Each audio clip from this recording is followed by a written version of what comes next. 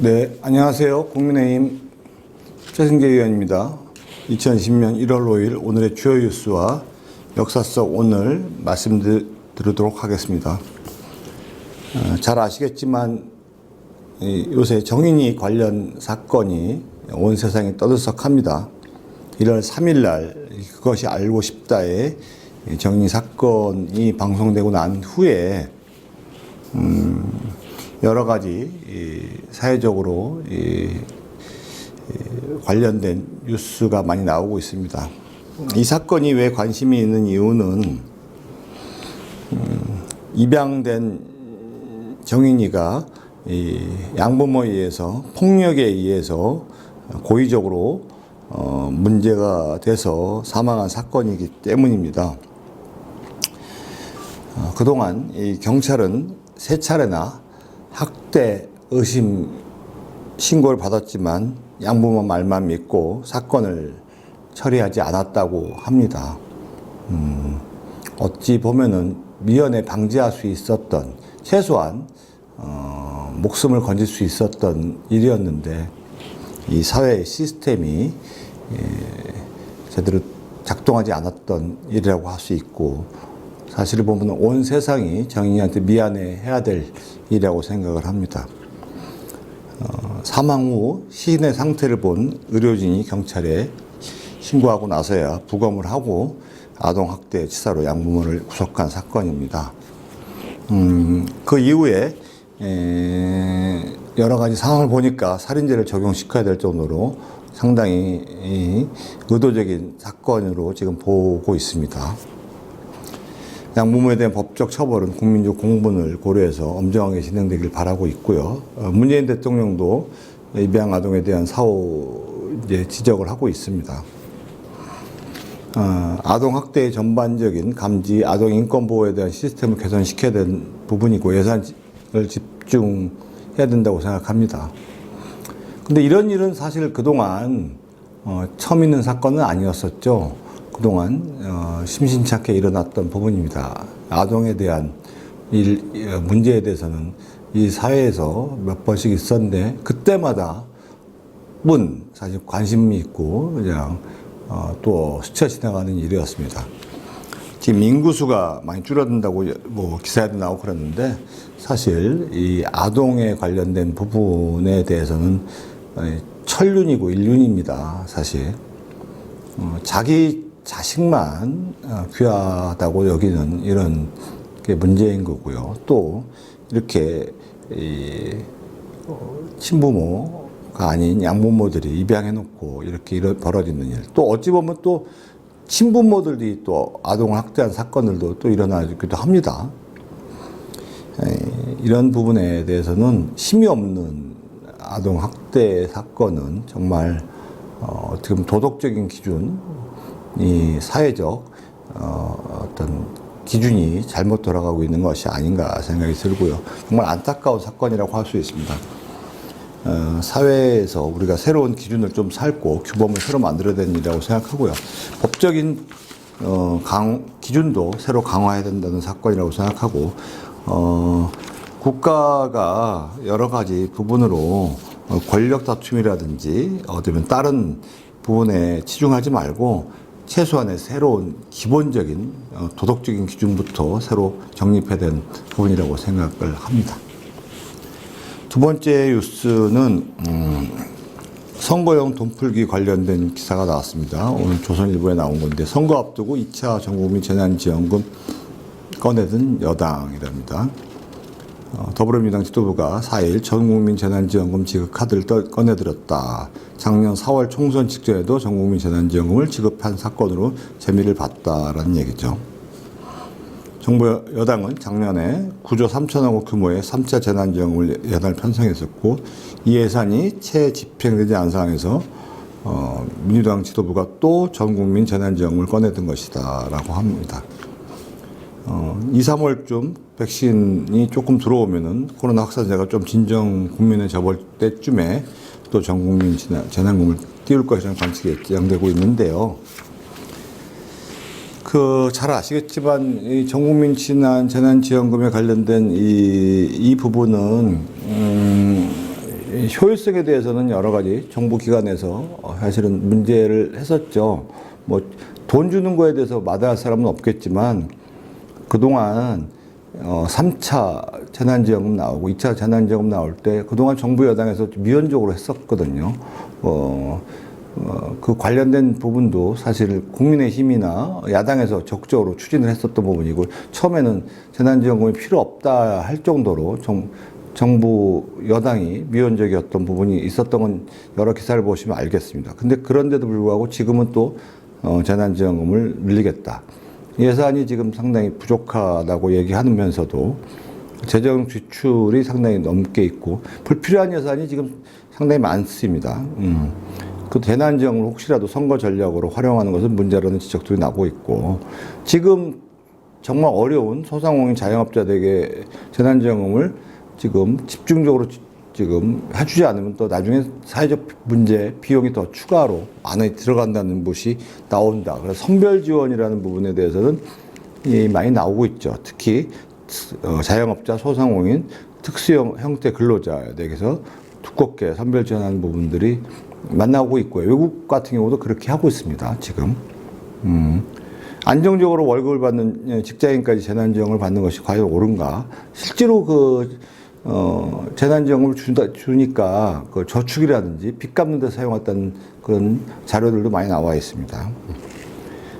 전국민 재난지원금 지급이 코로나19 상황을 더 악화시킬 수 있다는 우려도 나오고 있다라는 부분이 있거든요. 방역 조치를 강화하면서 동시에 집으로 바깥으로 나가서 소비를 강화하라고 돈 푸는 정책을 쓰는 것이 이게 반대되긴 논리, 모순된 얘기라서 코로나 사태가 진정되고에 지급을 하는 것이 옳지 않다는 주장도 나오고 있다는 말씀도 드립니다. 서울 부산시장 선거 직전 전 국민에 돈 푸는 것이 과연 이게 진정한 정말 옳은 순수한 의도인지 다시 한번 살펴봐야 된다고 생각을 하고 있습니다. 이 최재형 감사원장도 정부 재정 지출 감사를 예고하고 있고요. 감사원이 중간 점검에 나설 정도로 악화된 국가 재정을 이거를 불필요하게 쓰는 것은 정말 잘못됐다고 생각하고요. 선별 지원이 맞다고 생각을 하고 있습니다. 또 이제 박범계 법무부 장관이 이제 지명이 되고 난 다음에 여러 가지 이제 날들이 나오고 있습니다. 박범계 인사청문회에 관련돼서 지금 나오고 있는데 이게 또 어떻게 문재인 정부의 장관들은 까도 계속 나오는 양파 같은 분들입니다. 그동안 상당히 국회에 계실 때는 상당히 투명한 것처럼 본인이 올바른 것처럼 주장하시다가 막상 장관 지명되면은 진짜 본인의 한 말과 행동이 내로남불이 많죠. 특히 그동안 국회의원 하시면서 재산을 누락시켰다라는 의혹이 있었죠. 이번에 이제 본인이 사과를 했는데 사실은 이게 국회의원이 재산, 특히 지역구 의원이었는데 박범계 의원은 지역구 의원이 재산을 누락시켜서 신고하면은요, 근자에 보면은 몇몇 이번에 21대 국회에서도 재산 누락 신고 때문에 이미 재판을 받는 의원들도 있습니다. 특히 얼마 전에 국민의힘 조수진 의원 같은 경우는 비례대표인데도 지금 재판을 받고 있습니다. 비례대표는 어떻게 보면 상대 후보가 없는데도 불구하고 재판을 받는데, 이건 지역구 의원이라서 지금 꼭 재산 신고에 대해서는 경쟁 상대가 있기 때문에 정확하게 해야 되는데 불구하고 재산 신고를 누락시켰다. 이런 부분들이 있고요. 잘 몰랐다. 이게 말이 안 되는 거죠. 또 지난 3주택자 소유자라는 논란 이후에 처가 식구들에게 시세보다 저렴하게 넘겼다는 의혹. 이런 부분들이 여러 가지 어떤 논란이 많습니다. 이 부분들에 대해서 왜 꼭 그렇게 내로남불, 위법에 연루된 장관들이 자꾸 지명되는지 모르겠습니다. 이런 신고 누락, 그다음에 폭행 논란도 나오고 있고요. 뒤늦게 신고하고 있고 이런 부분들이 법의 엄중함을 다뤄야 된 법무부 장관에 지금 지명됐다는 사실이 또 인사청문회에서 지금 또 여러 가지 논란이 있을 텐데 인사청문회를 해도 문제가 되더라도 또 대통령이 또 지명할 것이 뻔한다는 문제인 거죠. 이게 법의 엄중함을 다루는 법무부 장관이 적절한 인사인지에 대해서는 국민들이 상당히 의구심을 갖고 있습니다. 마지막으로 중대재해기업처벌법 관련된 부분입니다. 어제 김기문 중소기업 중앙회장, 소상공인 협회장 등 5개 중소기업 단체들이 김태년 민주당 원내대표와 주호영 국민의힘 원내대표를 만나서 중대재해기업처벌법 제정안을 완화해달라고 호소했습니다. 99%의 중소기업 오너는 대표인데 최소 2년의 징역을 부과하는 것은 사업하지 말라는 말이다. 기업인을 잠재적인 법법자로 내모는 중대재해법의 처벌 수위를 낮춰달라고 요구했습니다. 소상공인협회도 소상공인 운영시설에서 이용자가 사망하면 장사를 접으라는 거나 다름없다. PC방, 음식점, 목욕탕 등 다중이용업소에 대한 법 적용을 제외해달라고 촉구했습니다. 현재 중대재해법의 처벌 수위는 선진국과 비교해도 상당히 높은 편입니다. 사망사고 시 영국과 싱가포르의 처벌 수위는 2년 이하로 금고형인데 프랑스와 캐나다는 1년 이하의 징역형이고 중대재해법은 법인에 대해서만 이제 벌금과 징벌적 손해를 하고 있는데 이번에 중대재해법은 개인한테 지금 하고 있고요. 그런데 그렇지만 민주당 이낙연 대표는 이번 주에 국회에서 중대재해법을 처리하겠다고 최선을 밝혔습니다. 이 중대재해기업처벌법에 대해서 소상공인들은 전국적으로 저항의 움직임을 번져가고 있고요. 어제 국회 앞과 최남단 제주서부터 호남, 영남, 충청, 수도권 전국 각지에 동시다발적으로 반대 기자회견이 열린 걸로 알고 있습니다. 잠재적 범죄자로 만들고 처벌로 인해서 가게 폐업은 물론 그다음에 근로자까지 일자리를 잃고 인생마저 송두리째 앗아갈 수 있는데도 독선적으로 법안을 통과시키면은 여러 가지 문제가 발생될 것으로 보고 있습니다. 오늘의 역사 속 관련된 내용을 말씀드리면 여러 가지 뉴스가 있는데요. 서독의 총리 아데나워가 탄생한 날입니다. 아데나워 총리는 여러분들이 아시겠지만 이제 독일이 이제 나치가 2차 세계대전 때 끝나고 난 다음에 이제 전범국가라는 굴레를 벗어나서 현대 독일을 시작을 알린 아주 유명한 총리입니다. 패전 이후에 물론 미국의 경제적 지원도 있었고요. 라인강의 기적이라는 걸 만들었던 사람입니다. 한강의 기적이란 말과 라인강의 기적이라는 이 유명한 용어를 만들었죠. 2003년 설문조사에서 위대한 독일인 1위를 차지했었습니다. 빌리 브란트 총리와 가장 존경받는 지도자 한 명으로 평가받고 있고요. 서독의 이제 부흥을 만들었던 분이고, 그래서 향후에 독일의 통일을 만들었던 분입니다. 1949년부터 1963년도까지 14년간 총리를 역임했습니다. 그러니까 한마디로 이제 패전을 딛고 총리로서 63년도까지 했었죠. 자본주의, 자유민주주의 체제를 서독에 뿌리내렸다고 평가받고 있습니다. 독일 경제를 전쟁 발발 이전 수준을 회복시키는 데서, 그리고 더 성장시키는 데서 상당히 유능한 지도자라고 할 수 있습니다. 무엇보다도 제일 중요한 게 당시에 주요 전범들, 나치 전범들이 있어서 상당히 문제가 됐었죠. 물론 이제 재판도 있었고 그랬지만 이 사람들을 사회적 흐름에 따라 처벌도 내렸지만 포용하는 정책을 썼던 부분입니다. 나치 전범들 죄의 경중에 따라서 일부 사면을 했었던 부분이 있습니다. 공산주의 세력을 철두철미하게 경계를 했지만 반공주의자로 이런 부분들이 상당히 그래서 독일의 어떤 경제, 서독의 경제를 상당히 중흥시키는 부분이 있었습니다. 이렇듯 세계적으로 훌륭한 지도자는 공통적이 좀 있습니다. 화합을 위해서 반대 세력까지 아울릴 수 있는 포용력이 있다는 부분이고요.